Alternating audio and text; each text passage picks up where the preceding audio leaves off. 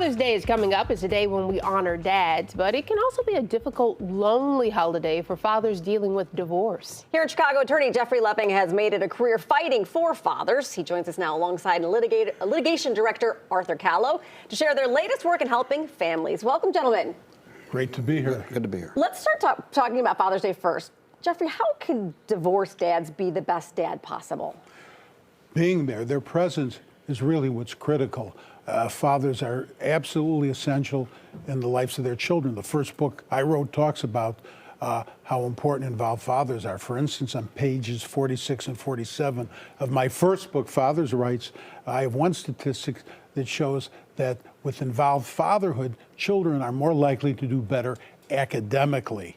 So, and that's just one statistic. Little girls are safer because little girls that are father absent are more likely to become victims of abuse, physical, sexual abuse. So fathers are very, very important. I know Dr. Margaret Mead once said fathers are biological necessities, but social accidents. I completely disagree. They're not social accidents. Fathers are important, mothers are important, families are important. So in that vein of making sure that fathers are still present in their children's lives, Arthur, you have come across a case where you helped to make sure that a young girl had her father in his life. That's right.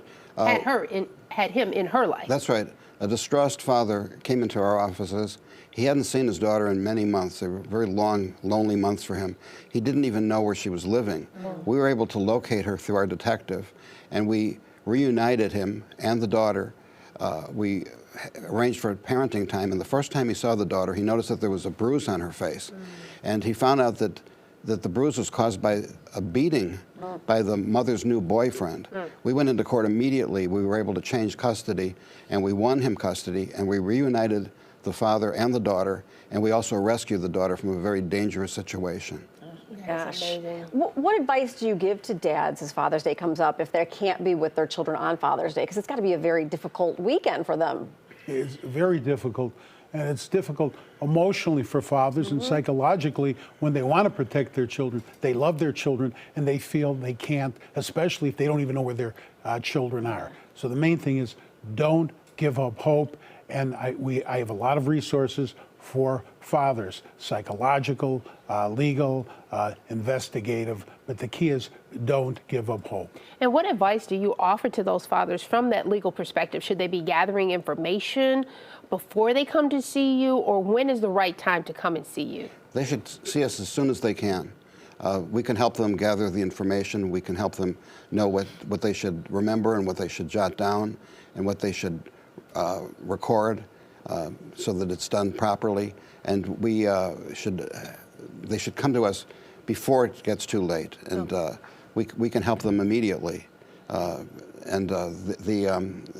just the beginning of their work. I mean, we need to reunite the children with their fathers if their fathers aren't in their lives, and then they need to carry on with that. They have to understand that the children are not going to remain children forever. Sure, and this is the time that they're needed, the fathers are needed, and this is the time they can be of most benefit to the children. I imagine a lot of fathers don't even know what their rights are as they head into a divorce. That's got to be the first education you're giving them. Exactly.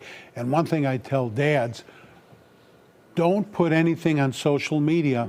And if you do, let me look at it first, because sometimes lawyers will study social media to gather evidence to utilize in court.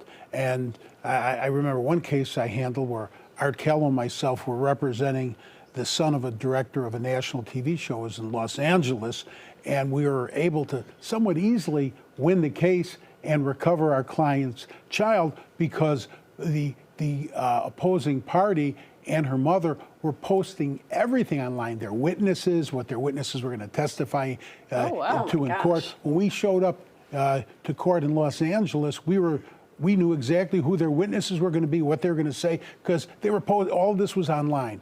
And a lot of your work doesn't necessarily end up in the courtroom. You do a lot of community service as well. Absolutely, a lot of community service. I founded the Fatherhood Educational Institute, a 501c3 charity, which is a charity to help families, fathers, indigent fathers, children, everybody.